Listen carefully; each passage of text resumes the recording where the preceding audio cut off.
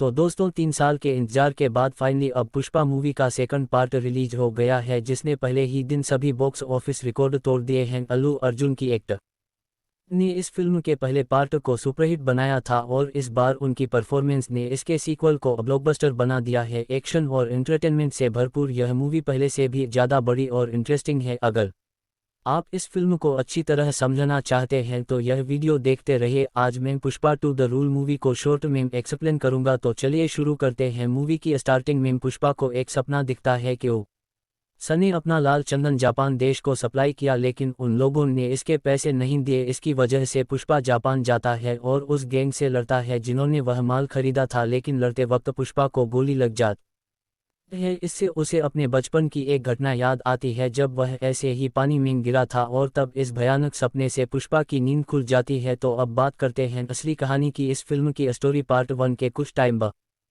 की है। अब पुष्पा की श्रीवल्ली से शादी हो चुकी है और सिंडिकेट का लीडर बनने से उसकी इज्जत और कमाई बहुत ज़्यादा बढ़ गई है। दूसरी तरफ पुलिस ऑफिसर भंवर सिंह शेखावत, जिसे पुष्पा ने बेइज्जत करके उसके कपड़े उतार रहे थे और उसे रिश्वत देने से मना कर दिया था, वह अचानक कहीं गायब हो जाता है, जिससे सबको लगता है कि वह शर्म के मारे नौकरी छोड़कर भाग गया, लेकिन वह असल में बदला लेने की तैयारी कर रहा था। फिर एक दिन शेखावत अपन भेष बदल के पुष्पा के मजदूरों के साथ जंगल चला जाता है और वहां लाल चंदन की कटाई करने लगता है। फिर जैसे ही सारा माल वहां जमा हो जाता है, तब शेखावत पूरी पुलिस फोर्स को वहां बुला के सभी मजदूरों को गिरफ्तार कर लेता है और वह माल जब्त कर लेता है। उधर पुष्पा को जैसे ही यह पता चलता है तो वह शेखावत की गैर मौजूदगी में पुलिस स्टेशन जाता है और वहां के सभी पुलिस वालों को पैसे देकर खरीद लेता है और अपने सभी मजदूरों को छुड़वा के अपना माल वापस ला लेता है। इसी बीच एक दिन एमएलए सिद्धप्पा नायडू, जो कि सिंडिकेट से ही मिला हुआ था, वह पुष्पा को आंध्र प्रदेश के सीएम से मिलवाने ले जाता है। जाते वक्त श्रीवल्ली पुष्पा को सीएम के साथ एक फ़ोटो खिंचवाने बोलती है, पर सीएम इसके लिए मना कर देता है क्योंकि एक स्मगलर के साथ फ़ोटो निकालने से उसकी इज्जत में दाग लग सकता था। इस बात से पुष्पा को बहुत बुरा लगता है कि वह अपनी बीवी की इच्छा पूरी नहीं कर पाया। तब वह नायडू को पूछता है कि अगर वह सीएम होता तो क्या वह उसके साथ फ़ोटो निकालता, जिसके लिए वह हाँ कहता है। इसीलिए पुष्पा यह फैसला करता है कि अब वह किसी भी तरह सिद्धप्पा नायडू को आंध्र प्रदेश का सीएम बनाकर रहेगा, ताकि वह श्रीवल्ली के लिए वह फोटो ला सके। लेकिन इस काम के लिए बहुत सारे पैसों की जरूरत थी। तब पुष्पा नायडू को दिल्ली भेजता है और उसके जरिए सेंट्रल मिनिस्टर प्रताप रेड्डी से बात करता है। वह उसे एक पूछ करोड़ देकर सिद्धप्पा को सीएम बनाने बोलता है, जिसके लिए प्रताप रेड्डी तैयार हो जाता है। पर फिलहाल पुष्पा के पास इतने पैसे नहीं थे, तो इसके लिए वह अपने धंधे को बढ़ाने का सोचता है और वह सिर्फ इंडिया में ही माल बेचने की बजाय उसे बाहर भी सप्लाई करने का फैसला करता है, जिसके लिए पुष्पा मालदीव्स देश जाकर हमीद नाम के एक इंटरनेशनल बायर से मिलता है और उसे 2 टन लाल चंदन 2 करोड़ में देने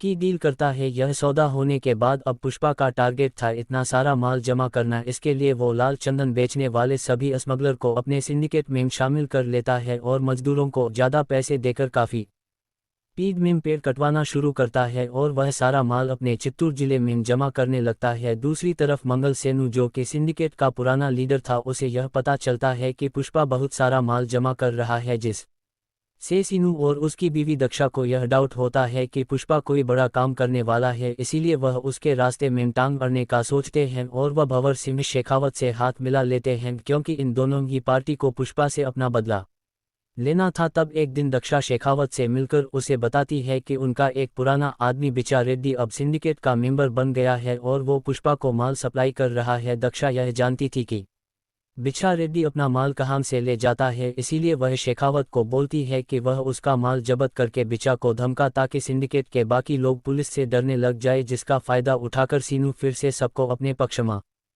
ले लेगा। इसीलिए एक रात शेखावत उस जगह पर अपनी टीम लेकर खड़ा हो जाता है जहां से बिछा रेड्डी माल ले जाता था। फिर जैसे ही वह चंदन के ट्रक वहां से गुजरते हैं, तब पुलिस वाले उन्हें रोकते हैं और शेखावत वोटर को जला देता है। इसके बाद शेखावत बिचा को पकड़ता है और वह उसे से नीचे फेंककर मार देता है। तब दक्षा और सीनू वहां आकर उसे बोलते हैं कि उन्होंने सिर्फ उसे डराने के लिए कहा था, लेकिन शेखावत उन्हें कहता है कि अगर वह बिचा को डराता तो इससे ज़्यादा फर्क नहीं पड़ता था, पर उसके मरने से अब पूरा सिंडिकेट उससे डरेगा। फिर जैसे ही बिचा रेड्डी की मौत की खबर फैलती है तो सच में सिंडिकेट के लोग शिका से डरने लग जाते हैं।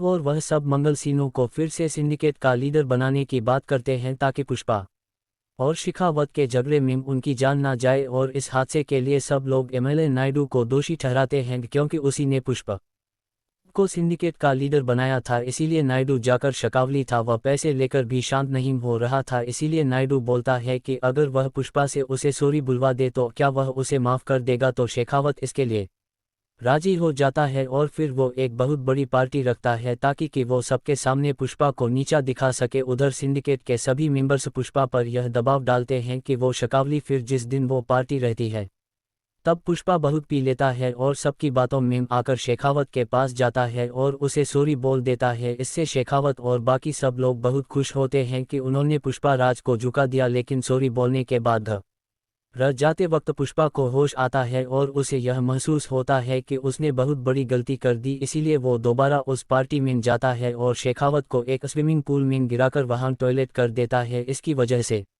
शेखावत बहुत भड़क जाता है और पुष्पा को मारने की कोशिश करता है। तब सब लोग उसे शांत करते हैं। फिर शेखावत पुष्पा को बोलता है कि अब वो उसे मारेगा नहीं बल्कि वह उसका सारा माल जब्त करके उसे कंगाल कर देगा। इस पर पुष्पा भी उसे चैलेंज करके बोलता है कि अगले सोमवार को उसका 2.5 टन माल चेन्नई जाने वाला है। अगर उसने एक भी लकड़ा पकड़ लिया तो वो खुद सिंडिकेट छोड़ के फिर से मजदूर बन जाएगा। फिर जब सोमवार का दिन आता है तब शेखावत अपनी पूरी पुलिस की फौज लेकर हर चेकपोस्ट की घेराबंदी कर देता है और वहां उन ट्रक्स के आने का इंतजार करता है। लेकिन जब वो माल वहां से नहीं गुजरता तब उन्हें डाउट होता है और वो नदी में देखते हैं जब अंदर पानी नहीं था क्योंकि पुष्पा ने नदी को खाली करा दिया था और वो वहां से अपने ट्रक भेज रहा था। शेखावत को जैसे ही यह समझ में आता है तो वह अपनी टीम को नदी के रास्ते भेजकर उन ट्रक्स को पकड़ने लता है, लेकिन पुष्पा के साथ ही उनका रास्ता रोक देते हैं। तब शेखावत खुद अकेला किसी तरह उन ट्रक्स के सामने पहुंच जाता है और वह उन पर हमला करके पूरा माल पकड़ लेता है। फिर वह सीनू और दक्षा को वहां बुलाकर सेल करता है और मीडिया को बताता है कि उसने पुष्पा का 2.5 टन माल पकड़ लिया है। पर तभी सीनू उसे बोलता है कि वह असली माल नहीं है बल्कि एक दूसरा सस्ता लकड़ा है जो कि लाल चंदन जैसा ही दिखता है। फिर पुलिस वालों को एक बैलगाड़ी मिलती है जो कि वह माल पकड़ते वक्त बीच में आई थी। शेखावत जब उसे चेक करता है तो उसे पता चलता है कि वह बैलगाड़ी लाल चंदन से बनी है, मतलब पुष्पा ने असली माल को बैलगाड़ियों का रूप दे कर उसे चेन्नई भेजा था और वो ट्रक्स में नकली माल भर के पुलिस का ध्यान भटका था। तभी पुष्पा वो पुलिस स्टेशन के सामने आता है और शेखावत का मजाक उड़ाता है। फिर वो उस बैलगाड़ी को बम से तबाह कर देता है ताकि पुलिस को एक भी टुकड़ा ना मिले। इस सब के बीच एक दिन काली मां की बहुत बड़ी पूजा होती है जहां पुष्पा के परिवार वाले और दोस्त सब लोग जमा होते हैं। वहां अचानक सबको पता चलता है कि श्रीवल्ली प्रेग्नेंट है। यह सुनकर पुष्पा मां काली का रूप लेता है और पूजा में नाच के अपने लिए एक बेटी की प्रार्थना करता है। क्योंकि पुष्पा का कोई सरनेम नहीं था इसीलिए वह चाहता था कि उसे एक बेटी हो ताकि शादी के बाद उसे नया नाम मिल सके। तभी वहां पूजा के बाद कुछ गुंडे मिलके पुष्पा के सौतेले भाई मोहन की बेटी को छेड़ते हैं जिसकी वजह से पुष्पा उन सबको बहुत मारता है। लेकिन इसके बावजूद भी मोहन इससे खुश नहीं होता और वह पुष्पा को अपने परिवार से दूर रहने बोलता है। तब श्रीवल्ली मोहन की बहुत बेइज्जती करती है और वह लोग वहां से चले जाते हैं। इस सब के बाद पुष्पा अपने माल को चेन्नई से आगे रामेश्वरम भेजता है जहां से वह चंदन श्रीलंका जाने वाला था और वहां से मालदीव्स का हमीद उसे दूसरे देशों में बेचने वाला था। वो 2.5 टन माल कहाँ है यह बात सिर्फ जक्का रेड्डी ही जानता था। इसीलिए जब जक्का रामेश्वरम जाता है तब शेखावत अपना एक आदमी उसके पीछे भेज के यह पता लगा लेता है कि वह माल कहाँ है। फिर शेखावत बहुत सारे पुलिस वालों के साथ रामेश्वरम के समुद्री तट पर चला जाता है और वहां वह लोग बोट्स के अंदर माल ढूंढने लगते हैं जो कि उन्हें नहीं मिलता क्योंकि वह चंदन से बनी हुई बैलगाड़ियां नाव के अंदर नहीं बल्कि उसके नीचे पानी में रखी थी और रस्सी से बंधी थी। इसीलिए जैसे ही वह पुलिस वाले बोट से बाहर आते हैं तब वह नाव वाले उस माल को लेकर श्रीलंका की तरफ बढ़ने लगते हैं जो कि वहां से पास में ही था। शेखावत उन बोट्स का पीछा करता है लेकिन वह लोग बॉर्डर क्रॉस कर लेते हैं। उन फिशिंग बोट्स को बॉर्डर क्रॉस करना अलाउड था लेकिन इंडियन पुलिस वाले वहां नहीं जा पाते। फिर वह सारा माल श्रीलंका पहुंच जाता है जिसके कुछ दिनों बाद हमिद पुष्पा को 2.5 करोड़ दे देता है जिसमें से 5.5 करोड़ वह सेंट्रल मिनिस्टर प्रताप रेड्डी को भेजता है जो कि सिद्धप्पा नायडू को आंध्र प्रदेश का सीएम बना देता है। फिर नायडू सीएम बनने के बाद तुरंत पुष्पा के घर जाकर उससे मिलता है और उसके पूरे परिवार के साथ फोटो खिंचवा आता है। दूसरी तरफ शेखावत अपनी हार से बहुत परेशान हो गया था और अब जल्द ही मीडिया को यह पता चलने वाला था कि पुलिस ने जो माल पकड़ा था वह सब नकली है। इस बदनामी से शेखावत काफ़ी डर जाता है और वह इस राज के खुलने से पहले ही वह नकली माल को जलाने का फैसला करता है, लेकिन उसे यह लगता है कि अगर उसने ऐसे ही वो लकड़ियों को जला दिया तो लोग समझ जाएंगे कि यह काम खुद पुलिस ने किया है। इसलिए शेखावत वह नकली चंदन के गोडाउन में आग लगाता है और खुद भी उसके साथ जल के आत्महत्या कर लेता है, क्योंकि अब वह और ज़्यादा बेइज्जती नहीं सह सकता था। इसीलिए वह पुष्पा से हार मान के मर जाता है। उधर पुष्पा के घर में सब सही चल रहा था, लेकिन फिर एक दिन अचानक उसके भाई मोहन की बेटी कावेरी को कुछ गुंडे किडनैप कर लेते हैं और वह मोहन से करोड़ की मांग करते हैं।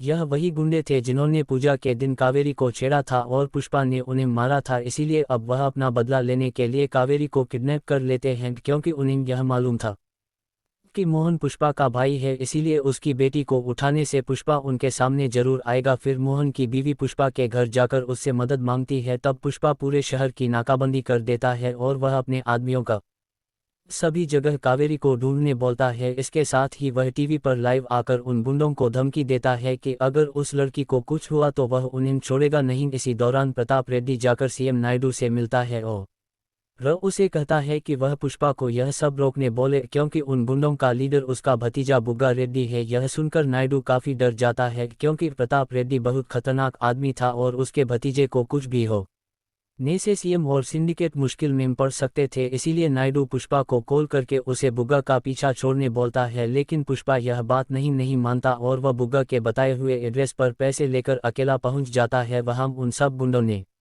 पुष्पा को मारने का प्लान बनाया था, इसीलिए वह पैसे लेकर भी पुष्पा के हाथ पैर बांध देते हैं और उसे पीटना चालू करते हैं। इसके अलावा वो कावेरी के साथ भी बुरा सलूक करते हैं।